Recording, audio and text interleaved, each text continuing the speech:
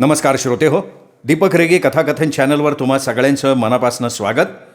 श्रोते हो, आज तुम्ही ऐकणार आहात उत्तम सदाकाळ यांच्या बेवारस या कादंबरीचा भाग 6. झोपडपट्टीच्या मागच्या चौकात काकांनी टॅक्सी सोडली. ते मुद्दाम टॅक्सीनं आले होते. गाडीत येणं टाळलं होतं त्यांनी. बाबूच्या झोपडीकडे ते चालत चालत निघाले. श्रीरंगाच्या आणि श्रेयाच्या मुलाबद्दलची निश्चित माहिती त्यांना कालच मिळाली होती. श्रीरंगला हवं असणारं त्याचं स्वतःचं मूल हे मुलगा आहे का मुलगी याची खात्री झाली होती. श्रेयाने मुलीला जन्म दिला होता. श्रेया इंडस्ट्रीजची वारसदार मुलगी होती आणि सध्या ती झोपडपट्टीत गरिबीचं जीणं जगत होती. काका आज त्या मुलीचा सांभाळ करणाऱ्यांना भेटणार होते, त्यांच्याशी बोलणार होते. कोणत्याही प्रकारानं ते त्या मुलीला श्रीरंग सारंगांच्याकडे घेऊन जाणार होते. त्यासाठी पैशाचा हवा तेवढा वापर करावा लागला तरी फिकीर नव्हती. झोपडपट्टीतल्या त्या गरीब माणसांपुढे ते एवढा पैसा ओतणार होते की त्याच्यापुढे त्यांना सगळं जग गौण वाटावं. काका मनात पुढचं नियोजन घोळवत चालले होते. उन्हाचा चटका जाणवत होता. दमट हवेमुळे अंगाला दरदरून घाम फुटला होता. पायी चालण्याची काकांची सवय केव्हाच मोडली होती. आता थोडं अंतर चालल्यानंतर त्यांना थकल्यासारखं वाटायला लागलं. आजूबाजूचं दारिद्र्य आणि अस्वच्छता यामुळे त्यांना शिसारी येत होती. एकमेकांच्या खांद्याला खांदा लावून गळ्यात गळा घालून उभ्या असणाऱ्या पत्र्याच्या टिचभर खोल्या, त्यापुढची घाण पाण्यानं भरलेली उघडी गटारं, त्याच्याजवळ खेळणारी उघडी नागडी मुलं, कोंबड्या, कुत्री झोपडपट्टीचं खरं अंतरंग दाखवत होती. या असल्या वातावरणात श्रीरंगाची मुलगी राहते याची कोणाला सांगून सुद्धा खात्री पटली नसती. काका झोपडपट्टीच्या शेवटच्या टोकाजवळ पोहोचले. पलीकडे मोठा पाण्याचा नाला होता. त्या पाण्याची असह्य घाण नाकातले केस जाळत होती. काकांनी त्या दुर्गंधीकडे दुर्लक्ष करत बाबूची खोली शोधली. काकाला आता बाबूशी काही देणं घेणं नव्हतं. त्यांचं खरं काम होतं शेजारी राहणाऱ्या गंगूबाई आणि शंकरकडे. शंकरच्या खोलीपुढे येऊन त्यांनी आवाज दिला, आहे का कुणी घरात? अनोळखी आवाज ऐकून राधिका बाहेर आली. दरवाज्यात येऊन उभ्या राहिलेल्या राधिकाला बघून काका जाग्यावर खिळून गेले. भाकरीचं पीठ मळता मळता राधिका उठून बाहेर आली होती. तिचे दोन्ही हात पिठाने लडबडलेले होते. केसांची चुकारबट मधूनच डोळ्यावर आली की ती पिठानं भरलेल्या हाताच्या पालथ्या मुठीनं ती बट मागे सरकवत होती. या प्रयत्नात तिच्या केसांना पीठ लागलं होतं. तिचं ते अवखळ रूप बघून काकांना बॉबी चित्रपटातल्या डिम्पलचीच आठवण झाली. अजूनही ते भारावल्या नजरेनं तिच्याकडे बघत होते. क्षणभर त्यांना श्रीरंगाचा हसरा चेहरा आठवला. हुबेहूब तसलंच हसणं, तीच गोडखळी आणि समुद्रासारखे अथांग असणारे निळेशार डोळे श्रीरंगाची आठवण करून देत होते. श्रेया इंडस्ट्रीजच्या खऱ्या वारसदाराची काकांना जागेवर खात्री पटली. कोण हवंय आपल्याला? मंजूळ आवाज काकांच्या कानात किणकिणला. गौरवर्णाची तारुण्याच्या उंबरठ्यावर उभी असणारी राधिका विचारत होती. तिच्या आवाजानं काका भानावर आले. हां, इथे कोण राहतात? इथे आम्हीच राहतोय, पण तुम्हाला कोण हवं आहे? मला तुझ्या आईवडिलांना भेटायचं आहे. माझं त्यांच्याकडे महत्त्वाचं काम आहे बेटा. हो का? मग आत या ना. राधिकाने काकांना बसायला चटई टाकली. हात धुतले, फडक्याला पुसले आणि स्टोव्हवर काकांसाठी ती चहा ठेवायला लागली. नाही, नको, चहा नको करू बेटा, खूप उकडतोय, फक्त पाणी दे प्यायला. काकांनी चहाला नम्र निकार दिला. अहो, असं कसं? तुम्ही पहिल्यांदा घरी आलाय, काहीतरी घेतलंच पाहिजे. थांबा हां, मी तुमच्यासाठी लिंबू सरबत करते. काकांनी ठीक आहे अशा अर्थानं मान हलवली. राधिका सरबत करत असताना काकांनी तिला विचारलं, आई बाबा कुठे बाहेर गेलेत का? हो, बाबा स्टेशनवर गेलेत आणि आई आज लवकर गेली प्लॅस्टिक गोळा करायला. अच्छा अच्छा, बाबा काय करतात तुझे?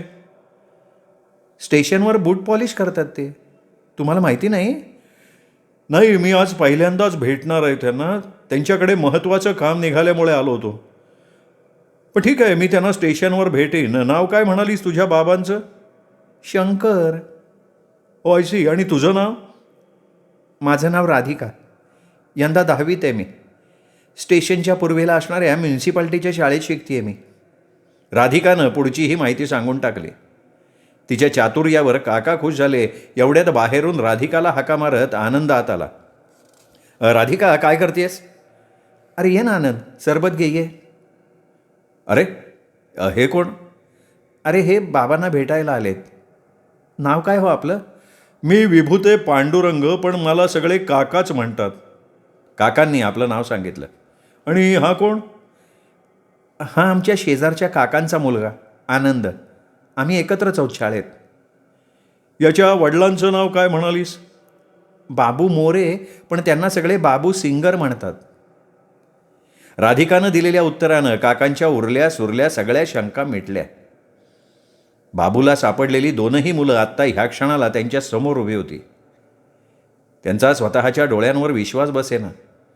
ज्या मुलीसाठी आकाश पाताळ एक करून पाण्यासारखा पैसा खर्च करून आपण अहोरात्र भटकत होतो, ती प्रत्यक्ष आत्ता त्यांच्या समोर उभी होती, त्यांना सरबत देत होती. काकांनी सुटकेचा निश्वास सोडला. आता शोध संपला होता. राधिकाला सांभाळणाऱ्या शंकरशी वाटाघाटी करून हे प्रकरण संपणार होतं. श्रीरंग राधिकाच्या रूपात नवं जीवन जगणार होता.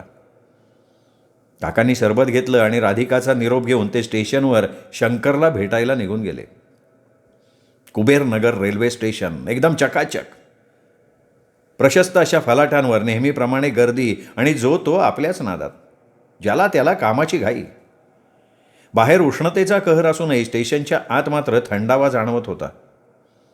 बाहेरून थकून आलेला प्रवासी आत येऊन ताजातवाना व्हायचा. काकासुद्धा घाम पुसत आत घुसले. आत येताच त्यांना थंडाव्याची सुखद जाणीव झाली. ते श्रम विसरले. तिकीट खिडकीतनं त्यांनी तिकीट घेतलं. आता ते शंकरचा शोध घेत होते. यापूर्वी शंकरला पाहिलं नसल्यामुळे त्याला शोधणं अवघड होतं. फलाटाच्या प्रवेशद्वाराजवळ बसलेल्या बूट पॉलिश करणाऱ्याला त्यांनी शंकर म्हणून हाक मारली, पण त्यांनी ढुंकूनसुद्धा काकांकडे बघितलं नाही. मग काकांनी त्याला शंकरचा पत्ता विचारला. त्यांनी शंकरचा पत्ता सांगितला. काका लागलीच तिकडे निघाले. शंकर 2 नंबर फलाटावर पुलाच्या शेजारीच बसायचा. काका तो पूल उतरून खाली आले. 2 नंबर फलाट माणसांनी गच्च भरलेला होता, अगदी मधमाशाच्या पोळ्यासारखा. पुलाच्या तोंडाशी छोटंसं लाकडी स्टूल घेऊन शंकर बसला होता. पांढरा पायजमा, पांढरा शर्ट आणि टोपी हा त्याचा पेहराव. सर्वसामान्य माणसांसारखा शंकर दिसायचा. आत्ताही तोंडावर वाढलेले दाढीचे खुंट खाजवत तो गिऱ्हाईकाची वाट बघत होता. आजूबाजूला गर्दी असूनही त्याच्याकडे मात्र कोणीच फिरकत नव्हतं. हातातल्या दांडक्यानं स्टूल वाजवत तो गिऱ्हाईकांना आकृष्ट करू बघत होता. काका त्याच्या जवळ जाऊन उभे राहिले. त्यांनी वर न बघता स्टूलावर पाय ठेवायची काकांना खूण केली आणि काकांनी पाय स्टूलावर ठेवताच त्याचं पॉलिशचं काम सुरू झालं. शंकर बूट पॉलिश करत असताना काकांनी त्याला विचारलं, शंकर नाव आहे ना तुमचं? हातातलं काम थांबवून शंकरनं काकांकडे आश्चर्यमिश्रित नजरेनं बघितलं. आहा, पण तुम्हाला कसं काय माहिती माझं नाव? शंकरनं काकांना उलट सवाल केला. कळलं, असंच कळलं. माझं तुमच्याकडे काम आहे शंकर. माझ्याकडं तुमचं काम? शंकर परत एकदा चकित झाला. हो, तुमच्याकडेच आहे. बोला ना, बोला, कसलं काम आहे? इथे नाही बोलता येणार ते. आपण जरा निवांत जागी बोलूयात का? नाही, ते नाही जमणार आता. कसं आहे, माझी धंद्याची वेळ आहे. मी नाही कुठं येणार.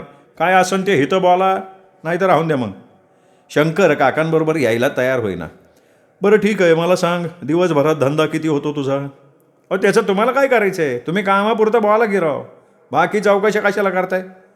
शंकरनं काकांची बोलती बंद करून टाकली. काकांनी जास्त न बोलता खिशातनं 100च्या 2 नोटा काढल्या. शंकरच्या हातावर टेकवल्या. अरे हे कशा पाय? बूट पॉलिशचे फक्त 5 रुपये झाले. शंकर बावरून गेल्यासारखा म्हणाला.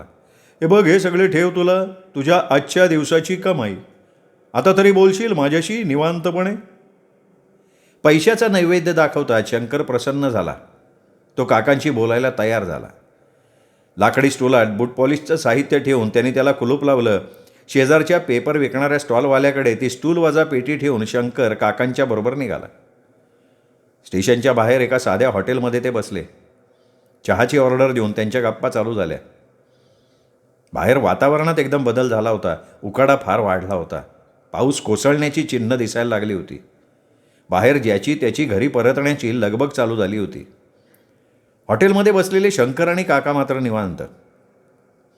बोला ना, काय काम म्हणले तुमचं? काम फार नाजूक आहे शंकर. गैरसमज करून न घेता शांतपणे ऐक आणि मग काय ते ठरव. काका शंकरच्या मनाची तयारी करत म्हणाले. तुम्ही बोला तर खरं. हे बघ, मला तुमच्याशी राधिकाबद्दल बोलायचे. राधिकाबद्दल? राधिकाबद्दल काय केलं काय तिने? हे बघ, तिने काही केलेलं नाही आहे. फक्त मी जे काही सांगणार आहे ते तिच्याबद्दल आहे. बरं. शंकरनं हुंकार भरला, पण त्याच्या काळजात खळबळ उडाली होती. हा परका माणूस राधिकाबद्दल नेमकं काय सांगणार आहे? काय काम आहे त्याचं? त्याने आपल्याला पैसे नेमके कशासाठी दिलेत? अशा अनेक प्रश्नांची भेंडोळी त्याच्या मनात उलगडायला लागली. काका शंकरचा अंदाज घेऊन बोलायला लागले. हे बघा, मला राधिकाच्या जन्मापासूनची सगळी माहिती आहे.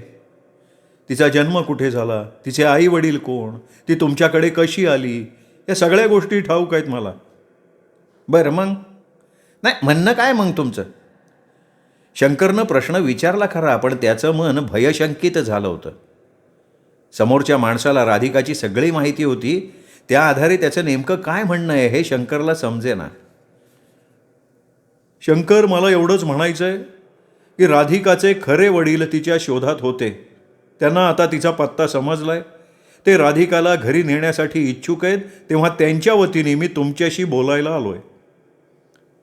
काकांनी त्यांचा हेतू सांगतात शंकर दचकला. त्याच्या मनात काळ्या कभिन्न कुशंकांचे ढग दाटायला लागले. अनिश्चिततेच्या विजा कडकडायला लागल्या आणि निराशेचा घनघोर पाऊस धो धो कोसळायला लागला. त्याचवेळी बाहेरही पाऊस झिम्माड कोसळायला लागला. शंकरला काय बोलावं ते सुचेना. पण राधिका आमची मुलगी आहे. हो, तशी ती तुमचीच आहे, पण तुम्ही तिचे खरे आई बाबा नाहीत हे तुम्हालाही मान्य असेल. तिच्या जन्मानंतर जे काही नाट्य घडलं त्याची तुम्हाला कल्पना नाही आहे. केवळ काही हेकट माणसांच्या वागण्यामुळे तिच्यावर नको ती वेळ आली. पण तुम्ही तिला सांभाळलं, तिला मोठं केलं, यात तुमचा मोठेपणा आहे. म्हणून काही तिला तिच्या खऱ्या आईवडिलांपासून तोडू शकणार नाही ना तुम्ही. आजपर्यंत तिच्या वडिलांना तिचा ठावठिकाणा सापडत नव्हता. तिची आई तर हे जगच सोडून गेली. या सगळ्या गोंधळामुळे राधिका तुमच्याकडे राहिली हे मान्य आहे मला, पण आता तिला तिच्या खऱ्या वडिलांकडे जाऊ द्या. तिचं स्वतःचं घर तिला बघू द्या. ओ नाही, हे तुम्ही बोलताय, हे खोटं बोलताय. हे तुमचे पैसे घेऊन टाका परत. आणि असले पैसे देऊन माझी राधिका घेऊन जाऊ बघता वय तुम्ही? जमणार नाही ते. आपण नाही तसलं काय घडू देणार. असं म्हणत शंकर ताडकन उठला. काकांच्या अंगावर पैसे फेकून तडक बाहेर पडला. बाहेर मुसळधार पाऊस कोसळत होता. त्या पावसात भिजत भिजत शंकर वेड्यासारखा चालला होता. काका हताशपणे पावसात भिजत जाणाऱ्या शंकरकडे बघत बसले. ते त्याला पटवू शकले नाहीत किंवा अडवूही शकले नाहीत. बसल्या बसल्या काका विचारात बुडाले होते. राधिकाचा ताबा कसा मिळवायचा मोठा गहन प्रश्न होता. शंकर ऐकेल का? त्याची बायको ऐकेल का? आणि सगळ्यात महत्त्वाचं म्हणजे राधिका त्यांना सोडून श्रीरंगाकडे यायला तयार होईल का? असे 1,000 प्रश्न त्यांचं मस्तक कुरतडत होते. बाहेरचा पाऊस थांबण्याची चिन्ह दिसत नव्हती आणि काकांच्या मनातल्या विचारांचा गुंतासुद्धा सुटायला तयार नव्हता. मध्यंतरी बरेच दिवस गेले. श्रीरंग मुलीसाठी उतावीळ झाले होते. पण शंकरच्या ताब्यात असणारी त्यांची स्वतःची राधिका त्यांच्या ताब्यात सहजासहजी मिळणं अशक्य होतं. काकांनी शंकरची बऱ्याच वेळा गाठ घेऊनही तो बधत नव्हता. त्याच्यापुढे अनेक प्रलोभनं ठेवूनसुद्धा तो मायेचे पाश तोडायला तयार होत नव्हता. पैसा, फ्लॅट, गाडी यांची आमिष दाखवून झाली होती, पण शंकर त्याच्या मतावर ठाम. श्रीरंग आणि काका मात्र तळमळत होते. ओठाशी आलेला घास त्यांना खाता येत नव्हता. श्रीरंगला रावेना. त्याला राधिकेला दुरून का होईना बघायची उत्सुकता लागून राहिली होती. राधिकेला बघण्यासाठी त्यांनी काकांना गळ घातली. राधिकाला पाहिल्यावर तिला घरी कसं आणायचं हे आता स्वतः श्रीरंग ठरवणार होता आणि त्यासाठी तो त्याचं व्यावसायिक कौशल्य वापरणार होता. राधिकेच्या शाळेबाहेर श्रीरंग आणि काका त्यांच्या गाडीत बसले. ते शाळा सुटायची वाट बघत होते. शाळा सुटली की राधिका ज्या रस्त्यानं जाते त्या रस्त्यावर श्रीरंगची गाडी एका कडेला उभी होती. गाडीच्या काचांमधनं बाहेरचं स्पष्ट दिसत होतं, पण बाहेरनं आतलं काही दिसत नव्हतं. त्यामुळे दोघेही निर्धास्त बसून होते. 5 वाजले, शाळा सुटली. एखाद्या झाडावरचा पाखरांचा थवा भुरकन आभाळात उडावा तशी मुलं शाळेबाहेर आली. श्रीरंग डोळ्यात प्राण आणून समोर बघायला लागले. काका त्यांना खुणेनं राधिका दाखवणार होते. मुलांचा लोंढा बाहेर येऊन पांगला. न्यायला आलेल्या पालकांबरोबर काही मुलं जायला लागली, तर काही रिक्षावाल्याबरोबर निघाली. गरिबाघरची पाखरं स्वतःशी चिवचिवत आपल्या पंखात बळ भरून वाट कापायला लागली. श्रीरंग समोरचा बालमेळावा अति उत्कटतेनं निहाळत होता. अचानक त्याची नजर एका मुलीवर गेली. काकांनी खूण करण्याअगोदर श्रीरंगानं तिला ओळखलं. ती राधिकाच होती. श्रीरंग अवाक झाले. त्यांचा स्वतःच्या डोळ्यांवर विश्वास बसेना. समोरून येणारी मुलगी साक्षात श्रेयाचं प्रतिरूप भासत होती. तोच गौरवर्ण, तोच गोल चेहरा, तसेच भुरभुरणारे केस, तिची चाल, मनाला भावणारं तेच ते मधाळ हास्य. फक्त डोळ्यांचा रंग निळसर आणि गालावरची गोड खळी वेगळी होती आणि ही देणगी त्याची स्वतःची होती. काका खूण करून त्यांना राधिका दाखवणार होतेच, पण त्याआधी श्रीरंगानं राधिकाला ओळखलंय हे काकांच्या लक्षात आलं. मग ते शांतपणे बापलेकीचा निरीक्षण सोहळा बघत राहिले. राधिका आली तशी निघूनही गेली. श्रीरंग भानावर आला. त्याच्या गालावर अश्रूंचं शिंपण झालंच होतं. हल्ली हे अश्रू फार बेबंद व्हायला लागले होते. जरा काही झालं की बाहेर पडायचे. श्रीरंगानं हलकेसे डोळे टिपले. मोठ्या समाधानानं त्यांनी काकांकडे बघितलं आणि म्हणाला, काका, माझी श्रेया डिक्टो अशीच होती हो. राधिकाला बघून मला तिचीच आठवण झाली. माझ्या श्रेयाची ही रक्तामांसाची शेवटची खूण आता मी प्राणापलीकडे जपेन. राधिकाच्या सुखासाठी जे हवंय ते करेन बास. तिच्या सुखाशिवाय आता मला काहीही नको. काका, तुम्ही पुन्हा एकदा शंकरची गाठ घ्या. त्याला पुन्हा समजावून बघा. अगदी शेवटची कळकळीची विनंती करा. त्यांनी नाहीच ऐकलं तर मग मात्र माझा नाईलाज होईल. मी माझ्या पद्धतीनं राधिकेला परत मिळवीन सुद्धा, पण मला त्यात धोका वाटतोय काका. काका, जर राधिकेने मला तिचं बाबा मानलंच नाही तर? आणि असं होऊ नये म्हणून शंकरची संमती महत्त्वाची आहे काका. त्याच्या बायकोची परवानगी गरजेची आहे. ते दोघंच राधिकाला खरी परिस्थिती समजावून सांगू शकतील. राधिकाचा त्यांच्या सांगण्यावर नक्की विश्वास बसेल. आपल्या सांगण्यानं प्रश्न अधिक चिघळेल, म्हणून काहीही करा, पण त्या शंकरला तयार करा काका. ठीक आहे, मी पुन्हा एकदा प्रयत्न करतो मालक. काकांनी पुन्हा एक प्रयत्न करून बघायचं ठरवलं. एव्हाना शाळेसमोरचा रस्ता मोकळा झाला होता. मुलं आपापल्या घरी गेली होती. मग श्रीरंग सारंगची निळ्या रंगाची फोर्ड मोटार भुरकन रस्त्यावरनं धावायला लागली. काकांनी राधिकाचा ताबा मिळवण्यासाठी आकाश पाताळ एक केलं. शंकरला, गंगूबाईला समजुतीच्या 4 गोष्टी सतत सांगून बघितल्या. प्रलोभनांची गाजरं आणि धोक्याचे इशारेही नकळत होईना दिले. सततच्या प्रयत्नांना यश येतंय असं वाटायला लागलं. महिन्याभरात निर्णय घेऊन काय ते सांगतो असं म्हणून शंकरनं मुदत मागितली. काकांनी ती आनंदानं मान्य केली. महिन्याभरानं का होईना श्रीरंग त्याच्या मुलीला घरी नेऊ शकणार होता. राधिकाच्या भल्यासाठी शंकर आणि गंगूबाई विचार करायला राजी झाले होते. राधिकाबरोबर तेही श्रीरंगच्या आलिशान बंगल्यात राहणार या अटीवर ते तयार होणार होते. त्यांची ही अट रास्तच होती. त्यामुळे त्यांच्या आयुष्याचा प्रश्न मार्गी लागणार होता. त्याचबरोबर राधिकालाही श्रीरंगच्या घरी रुळणं अवघड जाणार नव्हतं. त्या दोघांशिवाय ती श्रीरंगाकडे जाणं शक्यच नव्हतं. या सगळ्या शक्यतांचा विचार करून शंकर आणि गंगूबाई आपापसात चर्चा करून निर्णय घेणार होते. अजूनपर्यंत राधिकाला याबाबत ते बोलले नव्हते, पण योग्य वेळी ते तिला सगळं सांगणार होते. श्रीरंग आणि काका त्यांच्या निर्णयाच्या प्रतीक्षेत होते. केव्हा एकदा ते हो म्हणतात आणि राधिकाची पावलं घराला लागतात असं त्यांना झालं होतं. त्यासाठी त्यांच्या सगळ्या अटी मान्य करायची श्रीरंगाची तयारी होती. राधिकाला तिचा हक्क मिळण्याचा मार्ग जवळजवळ खुला झाला होता. बेवारस म्हणून कसपटासमान उकिरड्यावर फेकलेली राधिका एका नामांकित कंपनीची मालकीन बनणार होती. नशिबाचे खेळ असेच असतात, आपल्या कल्पनेपलीकडचे. नशीब साथ करायला लागलं की सगळी सुखं पायाशी लोळण घेतात. पण तेच सुख रुसलं तर मात्र आपण असहाय्य हतबल बनून जातो. नशिबाच्या इशाऱ्यावर सुख नाचत असतं. यावेळी नशीब राधिकेच्या बाजूला होतं. तिचे सुखाचे दिवस जवळ यायला लागले होते. पण त्याच वेळी विनयला मात्र त्याचं आसन डळमळीत झाल्यासारखं वाटायला लागलं होतं. त्याला श्रीरंग आणि विभूते काकांचे प्रयत्न दिसून येत होते. झोपडपट्टीतल्या एका भिकार मुलीला दत्तक घ्यायचा त्यांचा विचार आहे अशी कुणकुण त्याला लागलेली होतीच. त्यांच्या प्रयत्नांना खीळ घालून तो स्वतः श्रीरंगच्या नजरेत यायचं टाळत होता. त्याचे विचार वेगळेच होते. इतरांच्या कल्पनेतही नसतील असे डावपेच लढवायच्या विचारात होता तो. विनयने त्याचा मास्टर प्लॅन तयार केला होता.